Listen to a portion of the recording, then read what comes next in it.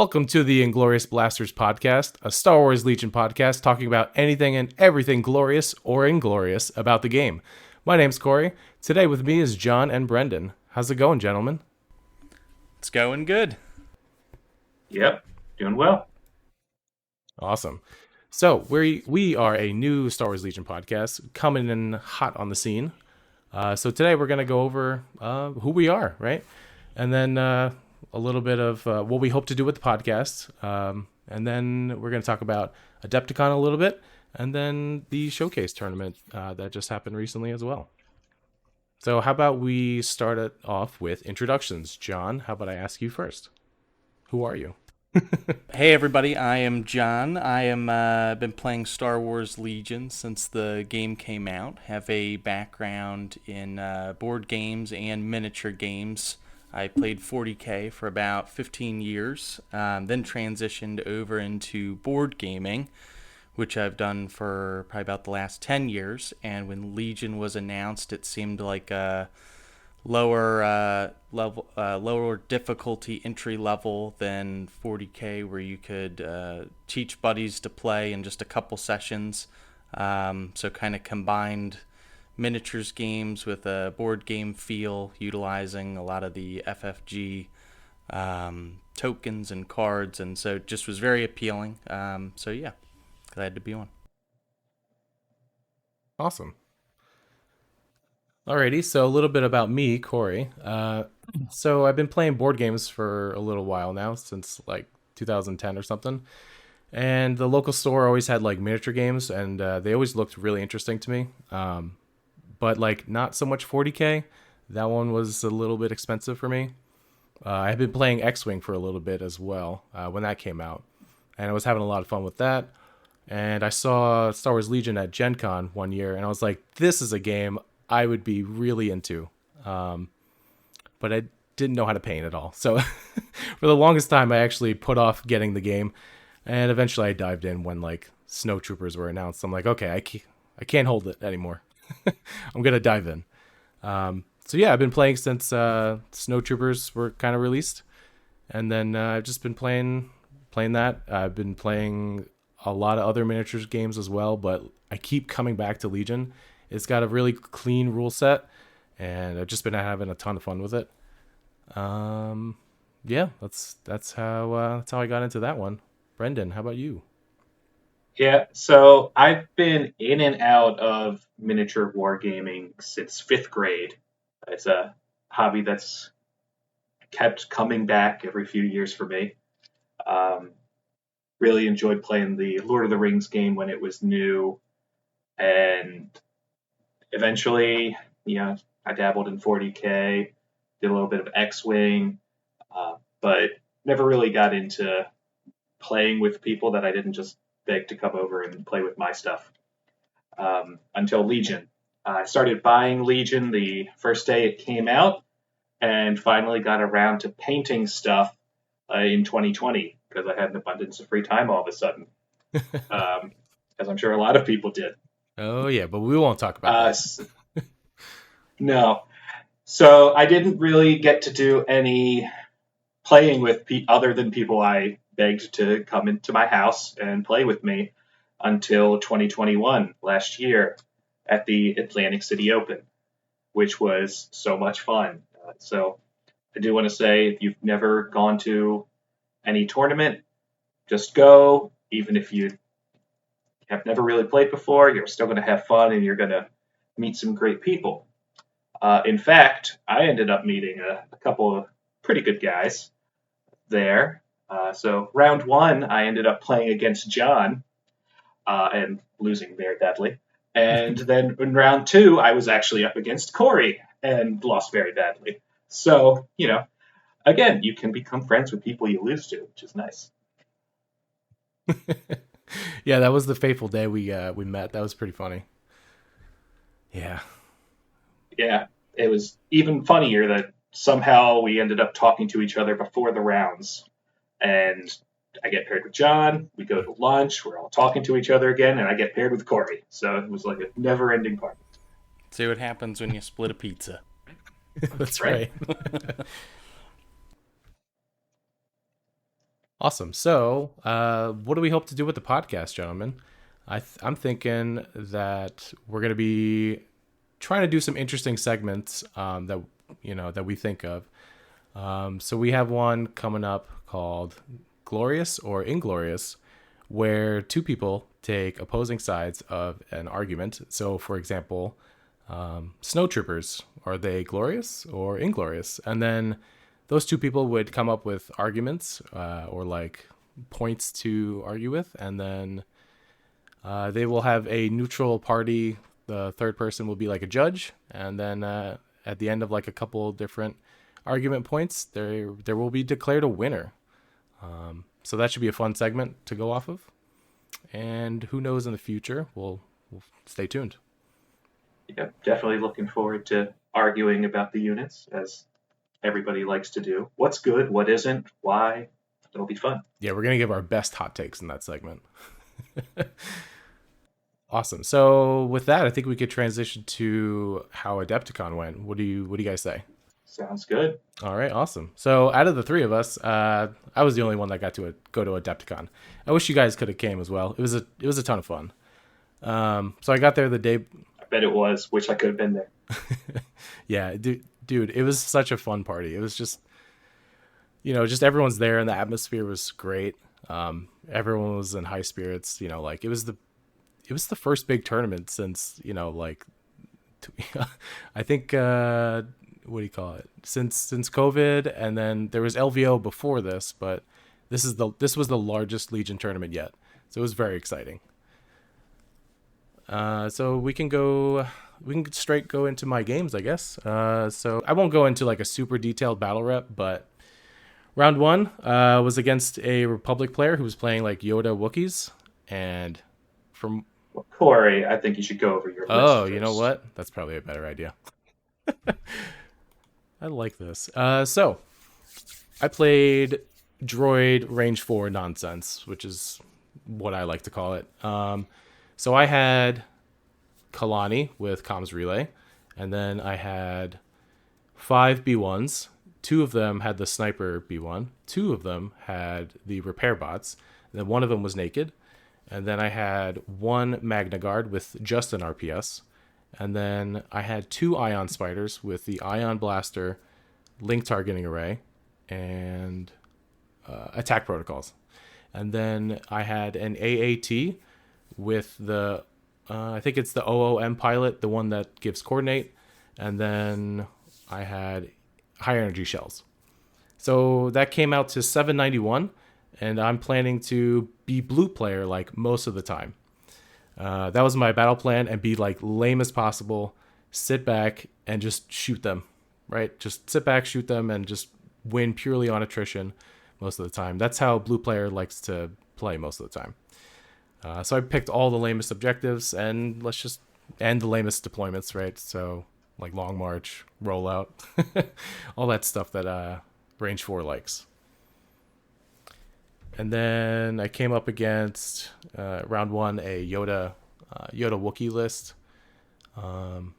It was interesting at first because he had this great line of sight blocker even after my AAT climbed on top of the building. I couldn't see most of his Wookiees, and we were playing intercept the transmissions. I won't bore you with the details, but he got the middle point in the first 2 scoring rounds, and then I took the middle in the last round 6, and then I killed more of his units. He did make an awesome dash towards my safe intercept point with Yoda, and he almost got it, but like I just had too many B1 bodies for him to kill.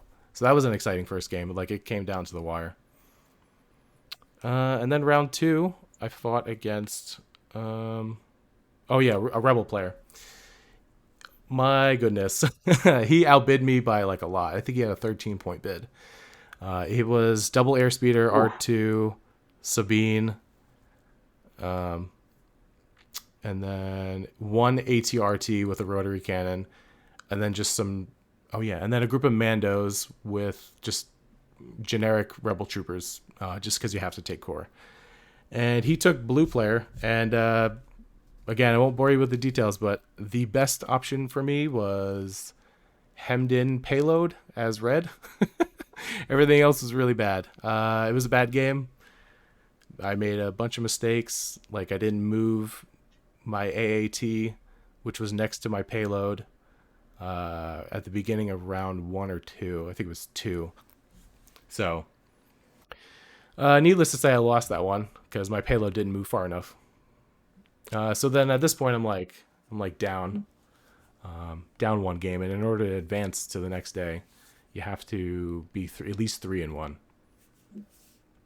So then Gotta get on that winning streak. that's right, winning streak from here on. So then I fought against an Imperial player who was doing like a bunch of range 4 stuff. So it was like Krennic, Shore Troopers, Death Troopers, and then 2 Dubeks and a Bosk. Don't remember the full list, but that's around what he had. And what was the objective? We were playing key positions for the objective. Yeah, I just shot him off the board. And then he conceded a little early. And then round 4, played against a Republic player who was playing Obi-Wan and a bunch of Wookiees, with Padme as well. And he wanted to do he wanted to use Obi-Wan's dodges and Padme's dodges to great effect, but my AAT said no, you will not. So we were also playing key positions on that one. That high velocity. Yeah, high velocity is such a good keyword. So I was talking with him afterwards. He's like, "Yeah, your list was like almost a direct counter to mine." I'm like, "Yeah, a little bit." So I was able to shoot him from very far away. I had hemmed in, and he was trying to make a push with his Wookiees, and he got one Wookiee squad close to one of my B1s, but that's about it. They didn't last very long, and then Obi-Wan's saves didn't really help him there. His red defense dice just kind of fell for him. Yeah, so that was that game. That was all of day 1. That was an exhausting day. 4 games of Legion is no joke. I forget. Have you guys played 4 games of Legion in one day? That was PAX, right? Yeah, PAX. PAX. We all played 4. How did you guys feel after 4 days or 4 games? Rough. Really, really tired. Usually I'm struggling by game 3, so going into it, I knew just the thought of playing 4 games was going to be it was going to be rough on the tail end, and definitely when we got to game 4, I was like, I can't remember my name. I just know I need to. It didn't help.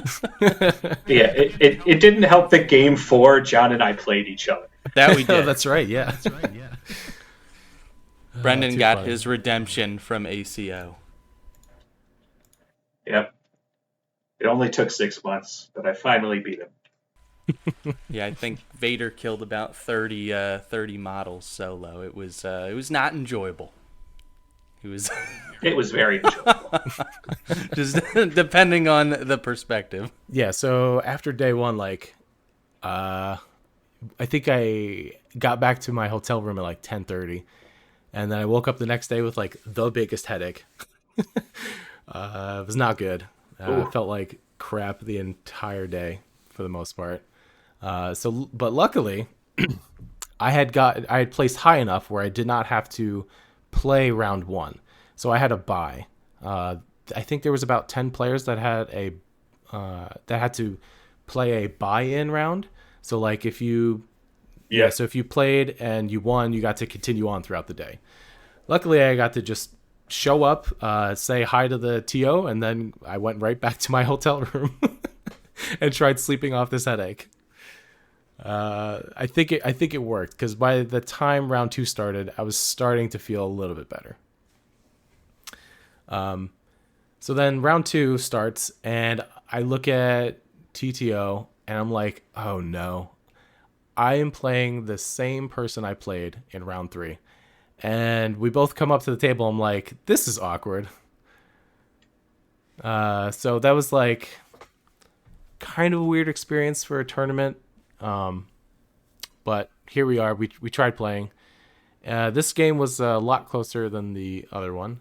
We played Hostage Exchange, and he was able to take down like a spider and a couple of B1s, and it was like in a scary. I was in a scary spot, but eventually my AAT and other spiders were able to knock down enough of his kill points. So, and then I also took down Bosk. Bosk had to make a play where he had to move up to see a spider or to see some other unit, because you have to, right, and then you just have to like try and win on kill points. So then I think I got about 6 or 7 hits exactly on Bosk in that one shot for my AAT, and then he just I think if I'm remembering correctly, he just blanked on all of them, or only saved a couple. Ooh, Yeah, that's so rough. after that it was game. Yeah, rough going. And then third round. Third round was another key positions battle for me against an Imperial player. It was more range 4 stuff from Imperials. It was Krennic with what's his name? Why am I blanking on his name? What's the other Imperial? Yeah, Callus? Callus. There it is. Callus was in this list. And Double then Oh, cunning. nice. yeah, with the cunning plays. Yep.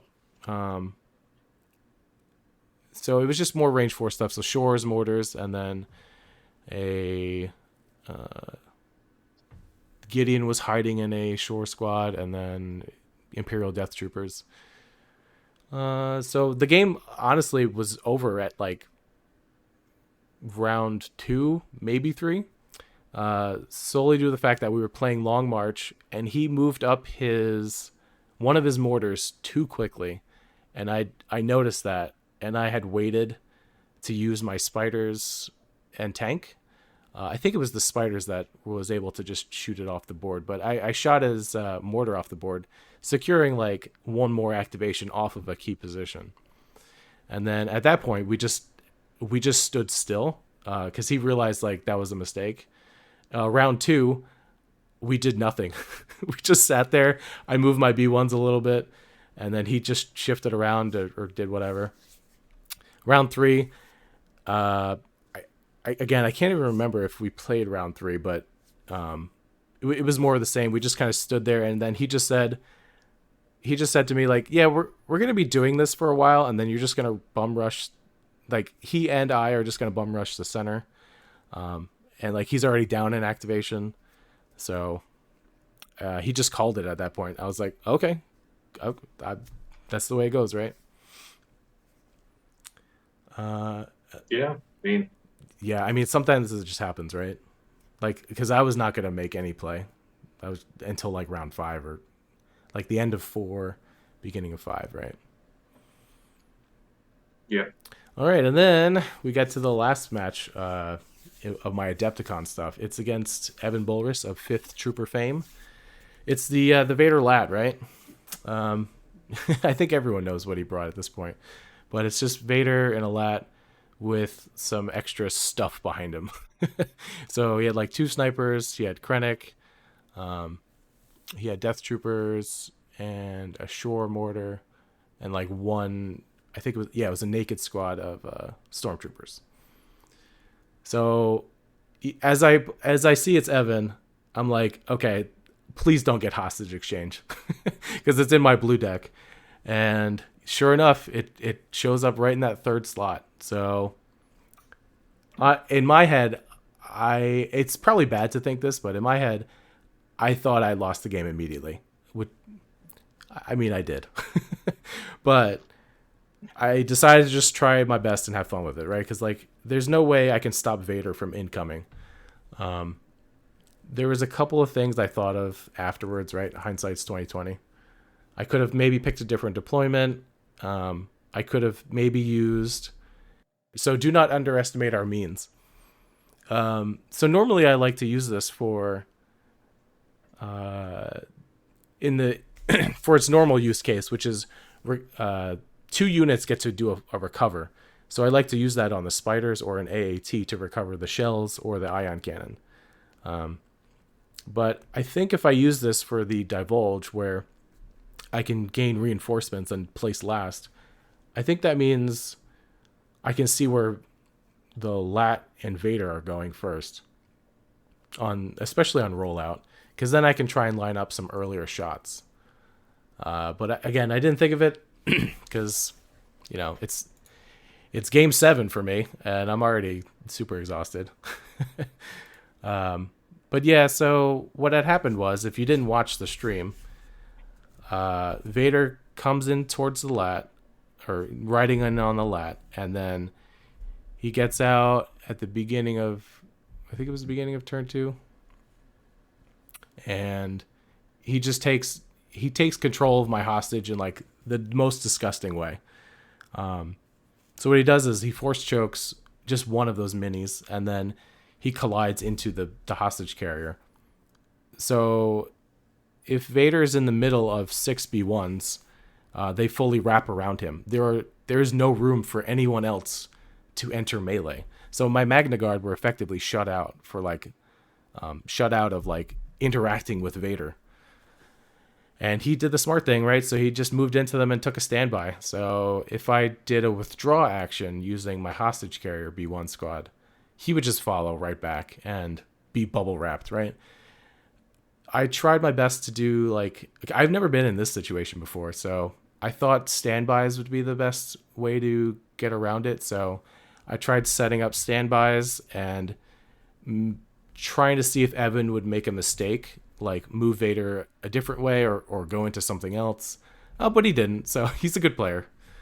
Yeah, and then he just bullied the crap out of them, right? So he just pushed them all the way back towards his lines, and I just didn't know what to do.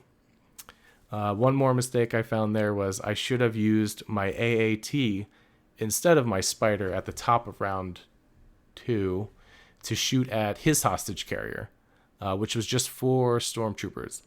Because like if I crush 7 shots in the open with my AAT, it's better than crushing 6 with my Spiders.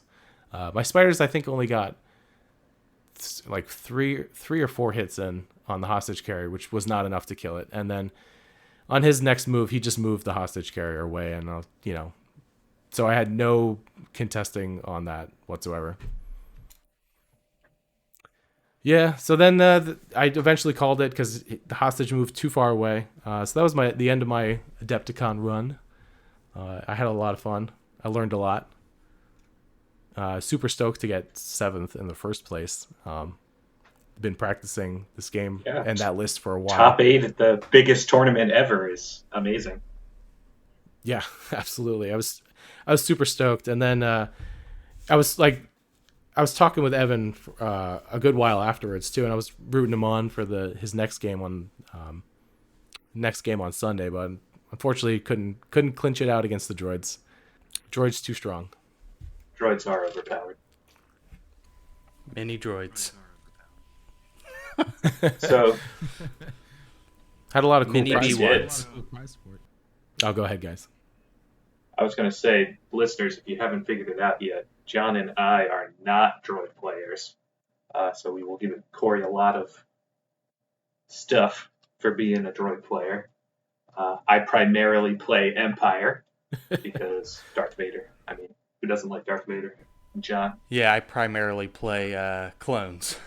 So, love a good fire support. That's for sure. Many dice. I enjoy throwing many dice. John, like, you are super disgustingly good at fire support. I don't see anyone else that I play against use fire support in the ways that you do. Like, I don't understand how you can line them up very well, but you just do it great. You got to be good at something. Right. I'm saying, like, you use that faction super well, like, to their strong points, which is, one of them is fire support. Yeah. I mean, last time I played John, he kept using fire support to make sure a unit that had all the suppression never ran off the board, because it never actually activated. It just kept fire support. Yeah, there's anytime you have a unit that starts stacking suppression, that just automatically becomes your fire support platform. And I find that pretty much any problem in Legion can be solved by throwing 18 dice, combining Z6 with another squad. Just sheer lack of or number of hits tends to be a problem solver for just about anything that you're facing. That's right. Awesome. So, how about we move on to the showcase tournament then? I've been talking a while. John, I'm going to pass it over to you because you actually did well at this tournament. And I sadly couldn't make Yeah, it. the showcase tournament. That might have been probably one of the first tournaments that the three of us were not at together, right? Because pretty much we've done just about all the local things. The three of us have been there, right? Yeah, there might have been one other time. Yeah. Oh, there was. Unfortunately, I caught COVID during the not this last showcase one, but the one beforehand. The one in So January. I couldn't go to that one. Yeah. All right, so that is where our streak had ended. But anyway, yeah, the showcase tournament was the last event that we had locally. Pretty good sized tournament. We hit 20 people, so it was there was a lot of excitement because then it was going to be an event that affected ELO ranking. So a lot of people were excited about that. 3-round event. Nick Bodner was the tournament organizer, another local guy who does a phenomenal job with pretty much all the events that he puts on. He's a machine at putting together really beautiful, top-notch tables for Legion, so that's really exciting. Anytime you host an event, you know it's going to be some good tables that function really well for Legion. But yeah, it was a good tournament. I placed second out of 20, went 2-1, lost in game 3 to Mike Zarillo, who was playing the new hotness with the DLT spam, 2 rebel officers, and he had a little twist on it. It was Sabine and Clan Ren in there to bump it up to 11 activations instead of Op Luke, like you see, kind of the standard loadout for that type list. But 3 rounds. First, ironically, all 3 rounds I played against Rebel players. Ironically, all 3 were playing some variation of the DLT spam list. So round 1 was a guy who's playing double bus, R2 in a bus, Wookiees in the other bus, and 3 DLTs with 3 DLT ATRTs, so really leaning into the range 4 gun line. And that was a key positions game, and pretty much what happened was R2 kind of came around turn 1 in the bus, hoping to score a secret mission and then load back up and head the other direction. But I fire supported the bus off the table, and then R2 was forced to hop out and basically either die or run back to safety. And then it was pretty much a back and forth from that point on. He was down an activation from losing the bus, and then R2 was kind of hiding behind a building for a majority of the game. And we were just kind of trading shots from my Wookiees. But yeah, turn 6 ended up being a 2-1. I had 2 objectives to his 1. We each pretty much held on to our home objectives, and then it was a fight for the center. Then game 2, it was another Rebel list, DLTs with Op Luke. We played Long March, I believe. So that was a little bit concerning just because of the range and having to run across the board. I can't remember the objective that we were playing now that I'm thinking about it. Oh, it was VAPS. So I was red on VAPS. And that one came down to points as VAPS typically do, 2-2. But I was able to take out Luke between a fire support followed by a Wookiee charge. And then game 3 was against Mike Zarillo, phenomenal player, local player. Where he was playing the 11-act DLT list with Clan Ren and Sabine. Objective wise, it was breakthrough. I was red again there, and I chose not to play recover the supplies against Mandalorians. But what ended up happening was my 9 act list to his 11 act list, we kind of worked around each other almost like a toilet bowl, and then going into uh, in retrospect, I should have just gone straight at him, but I was thinking I was setting up kind of a flank situation. I was playing triple Wookiees, and I was going to come across the center, and by the time that was set up, it was going into round 4, and he was dodged up with his DLT spam and Rebel Officer double vigilance, and basically to run a unit out into the center of the board to get across to him was going to be suicide. And I think I think I conceded pretty much like maybe 2 or 3 activations into turn 4, where I was like, okay, this is pretty much lost, and it's been a long day. It's round 3, and there's like a 1% chance of me pulling this thing out. But good day, good tournament, and it's good to see that these local events are really starting to grow in our area. Nice, yeah. Breakthrough's kind of rough when you're down at least, even if you're down 1 activation, it's kind of rough. Yeah, I think we spoke right after that game, and I was like, I don't know what I could have done differently, and I kept looking back at some of the bans in the command phase, or the battle cards, and I did not want to play recover the supplies. I felt like that was going to be close to a insta loss, so I probably should have either castled and made him kind of come across. Or just gone right at him with the triple Wookiees. But yeah, you live and you learn. Yeah, I got you. So I also played at that tournament. I did okay. First round, my opponent it was a newer player. So I did a lot of teaching actually in that game, which I didn't mind. I actually do like teaching. And he had Dooku, AAT, I think it was 2 B2s, and then a couple of B1s.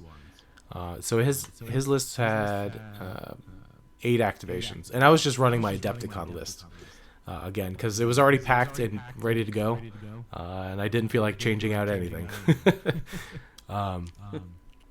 So yeah, we played Long March, and it was a teaching game on VAPs, and I just kind of shot at him a bunch. So nice opponent. I hope he learned a lot.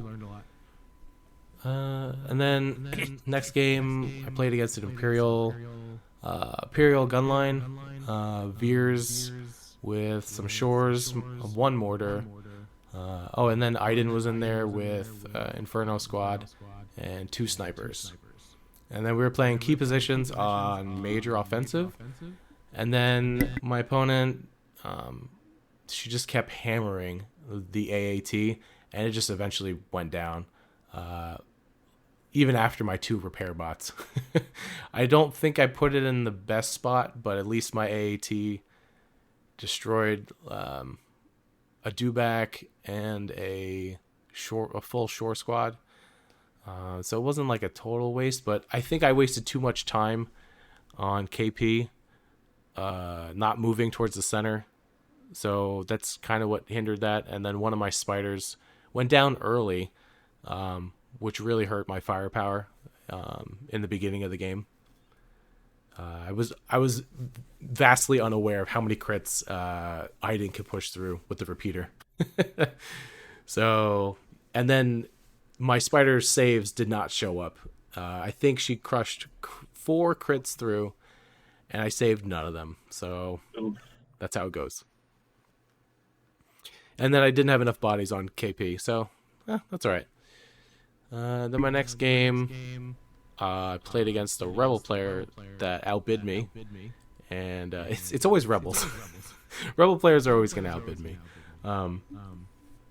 He brought double airspeeder, triple ATRT, R2, and a bunch of Rebel core, I think with 2 snipers as well. And then we played Danger Close and Breakthrough. Those were the two best options for me in turn 0 because I saw Bombing Run in the third position, and I saw his first ban was in the objective row, so I was like, okay, he's definitely going to go for Bombing Run. So I just need to wait and not touch that ban until he does, and then I'll ban to Breakthrough, which is in the last position. So then I took Danger Close instead of I forget what the first one was. It might have been Disarray in the deployment, but yeah. So I picked Danger Close, and we played Breakthrough, and and then it was Limited Viz in the other column. So a lot of my range 4 didn't get to do much turn 1 and 2, but that turned out okay. I smartly divulged the do not underestimate our means card. It just like came to me. I was like, wait a minute, I know how I can get back in this game, because I was super afraid of his airspeeders, because like he could just rush in near the end of the game, and I wasn't sure. Oh, and he out activated me by a lot. I think he had 12 activations, if I remember correctly, which was 2 more than me. So I was like, how do I even beat this? So that's why I divulged that card, because then I have a total of 4 units with reinforcements. So I picked my AAT, and then the 2 spiders, and then Kalani has it naturally.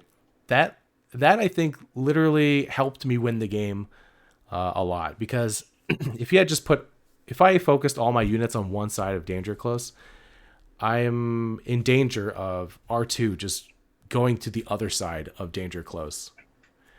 So playing that, I was talking with my opponent afterwards. He said, yeah, you playing that card means R2 can't freely go to the other side of Danger Close and score free point. So yeah, like I was just amazed. I thought of it in the moment. I was like, oh, okay, here we go. Not much shooting round 1. And then my AAT did work against his ATRTs. He took down one of my spiders, but just couldn't kill the other one with the air speeders. And then I what did I double ion? I think I got a single ion on one of them. And then that kind of snowballed from there. I killed the first speeder, and then the second speeder was trying to get away towards my half, the bottom corner of my half of Danger Close. But my B1s and my Magna Guard were able to shoot it down. And then it was pretty much good to go after that. He tried making a rush with his rebel troops to get to the other side of the board, but my Magna Guard and B1s were already marching towards that way, so I was able to shoot them or engage them. So then he conceded. So yeah, it was a good game to learn from. For me, because like I normally don't use the divulge on that card, but like it's definitely opened my eyes to try and like use it more, and at least give it like a good thought especially if I'm red player. It's a very, very flexible card. Please don't nerf droids. Nerf droids. Make clones great again. Oh man, clones got hit too hard. Agreed. Yeah, they're pretty much the Wookiee faction now, I feel like. Yeah, I feel like it's Anakin, Yoda, and then Wookiees. Like those are like their broken units right now. Yeah, and Padme. Can't forget about Padme. Oh right, yeah. She is correct. She is the glue that holds a lot of those lists together. Very true. Very true. Yeah. So, anyone else want to bring up anything while we're still chatting? If I would like to bring up the Critical Hit tournament coming up soon. So, if you live in Maryland, and you're in like the Abington area, the Critical Hit Gaming Store is hosting a Legion tournament on, Saturday the 30th of this month. We already have 10 signups, which is the cap right now at the moment, just due to the just due to size constraints right now. But if you want to check out the store, we play usually on Mondays for Legion. So yeah, if you're in the area or you want to come check it out, Critical Hit Games. That's kind of what I want to plug. I'll plug a local store near me. I'm closer to Baltimore, Maryland. I definitely want to recommend people check out Gamers Core in Ellicott City, Maryland. Great store, and Legion is played on Wednesdays, or you can schedule games with people on their Discord or on Facebook. And I'll go ahead and plug Showcase Comics over in Swarthmore, Pennsylvania. That would be about equidistant for me from where I live in southern Chester County to Critical Hit Games. Just one is north, one is south. So I probably play primarily at Critical Hit Games with Koray because it's quite a distance for him to drive up to Showcase, but definitely want to give them a shout out. Legion is Friday nights. A lot of things are coordinated on the South Jersey, Pennsylvania Discord section of the Legion Discord, and they have a pretty consistent group that gets out there on Friday nights. Sweet. And with that, I think we can call this show a wrap. What do you guys say? Sounds good to me. Yep. We don't have a catchy catchphrase for the ending thing, but we could try and think of it right now. Pew pew pew. I don't know. Stay glorious. There you go. Keeping that. Yeah, I love it. Stay glorious. Or Inglorious. All right, everybody. I'm Koray. Have a good one. I'm John. See you guys later. I'm Brendan. Long live the Empire.